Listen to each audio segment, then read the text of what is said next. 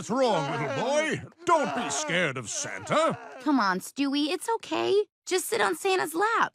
Ugh, some people push their kids to do stuff way too soon. Do you agree, Dr. Baby Violin? I really do. Sit right here, young lady. There you go, Stewie. Santa's no one to be scared of.